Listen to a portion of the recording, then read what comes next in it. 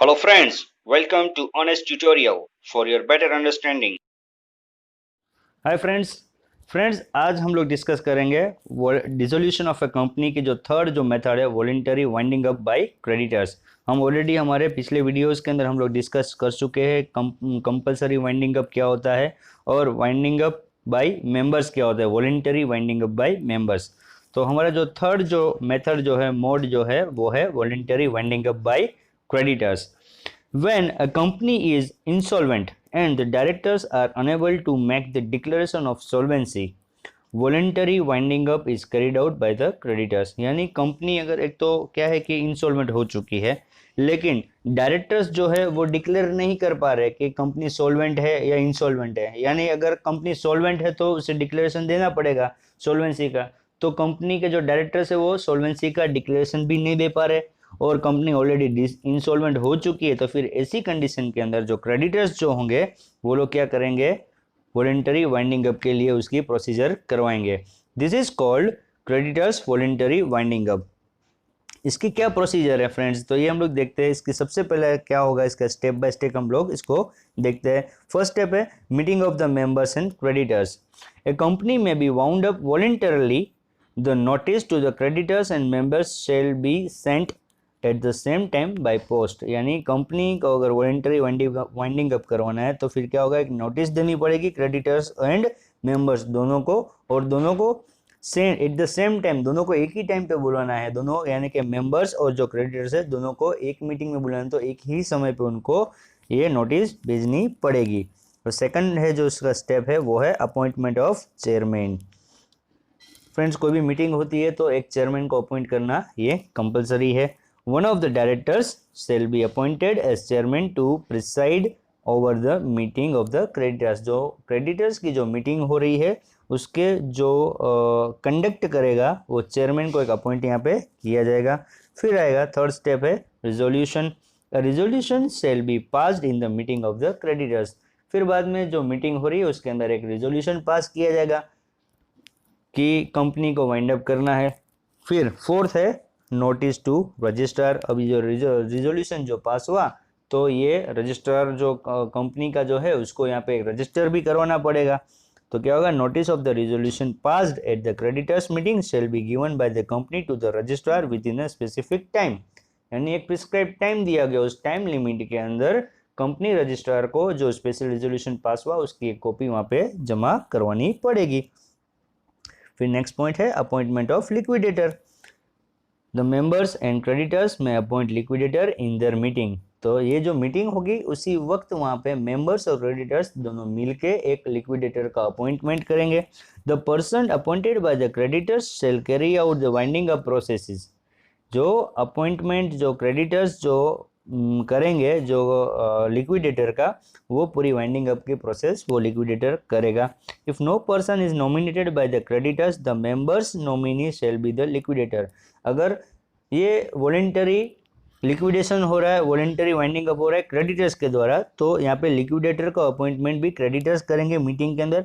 अगर in case अगर creditors अगर फेल होते, यानी कि अगर वो किसी को अपॉइंट नहीं करते, किसी को नॉमिनेट नहीं करते हैं, तो फिर क्या होगा, जो मेंबर्स होंगे वो मेंबर्स अपने बिहाफ के ऊपर यानी कंपनी के बिहाफ के ऊपर किसी को लिक्विडेटर के तौर पे अपॉइंट करेंगे। उसके बाद जो होगा remuneration of a liquidator. Remuneration of the liquidator is decided by the tribunal और कमिटी ऑफ द इंस्पेक्शन और in the meetings of the creditor. जो लिक्विडेटर जो होगा उसका जिसका अपॉइंटमेंट किया तो उसको क्या रेम्यूनरेशन मिलेगा, बराबर है। ये या तो कोर्ट उसको तय करेगी, या तो फिर इंस्पेक्शन जो कमेटी होगी वो तय करेगी, या तो फिर जो मीटिंग जो हो रही है क्रेडिटर्स की वो मीटिंग के अंदर ही चर्चा हो जाएगी और वो लोग डिसाइड करेंगे कि इसको कितना रेम्यूनरेशन दिया जाएगा। उसके बाद जो स्टेप है वो है कमिटी ऑफ इंस्पेक्शन। यानी एक इंस्पेक्शन भी करवाना पड़ेगा, तो उसकी इंस्पेक्शन की एक कमेटी बनाई जाएगी। The creditors may appoint a committee of inspection to observe the procedure of the liquidation. तो यहाँ पे एक इंस्पेक्शन की कमेटी कौन बनेगा, क्रेडिटर्स बनाएंगे। और क्यों बना रहे इंस्पेक्शन कमेटी, क्योंकि वो पूरी प्रोसीजर होगी लिक्विडेशन की उसको ऑब्जर्व कर सके, इसलिए एक कमेटी को यहाँ पे बनाया जाएगा। बाद में है नेक्स्ट पॉइंट है सिसेशन ऑफ पावर्स।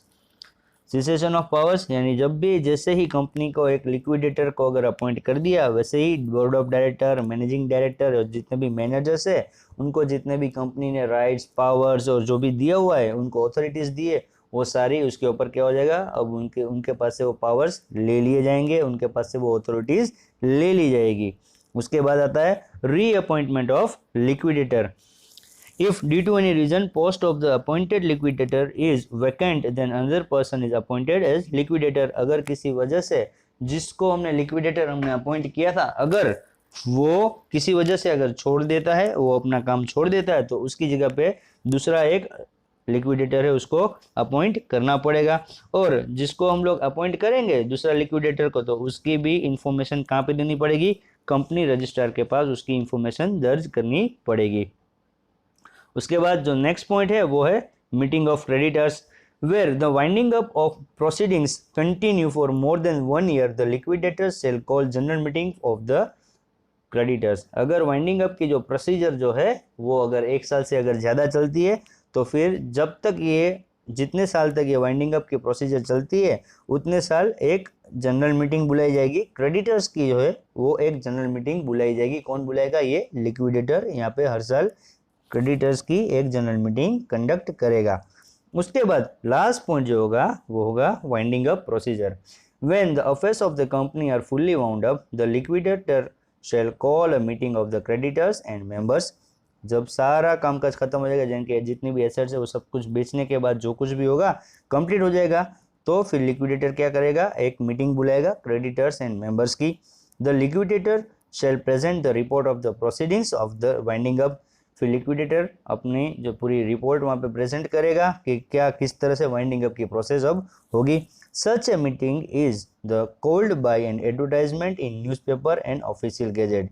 और ऐसी जो मीटिंग बुलाई जाएगी यानी वाइंडिंग अप की जो फाइनल जो मीटिंग हो रही है क्रेडिटर्स और मेंबर्स की, तो ये मीटिंग की जो नोटिस जो होगी वो ऑफिशियल गैजेट या तो न्यूज़पेपर के अंदर इसकी नोटिस दी जाएगी। The liquidator shall send conclusion of the meeting to the official liquidator.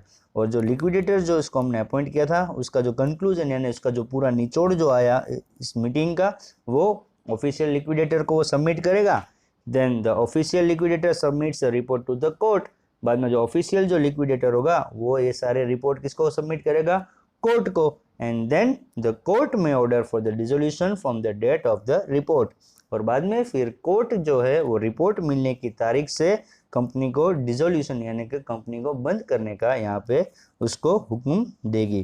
तो फ्रेंड्स ये जो प्रोसीजर थी वो थी हमारी कंपलसरी यानी कि voluntary winding up dissolution bye the creditors. Friends hope आप लोगों को ये समझ में आ गए होंगे सारे पॉइंट्स, क्या प्रोसीजर है और किस तरह से कंपनी का वाइंडिंग अप होता है, किस तरह से कंपनी डिसोल्व होती है। फ्रेंड्स अगर आपको कोई भी पॉइंट अगर नहीं समझ में आया, कुछ भी अगर आपको प्रॉब्लम है, तो आप लोग मुझे कमेंट बॉक्स के अंदर आपके क्वेश्चन को पूछ सकते हैं।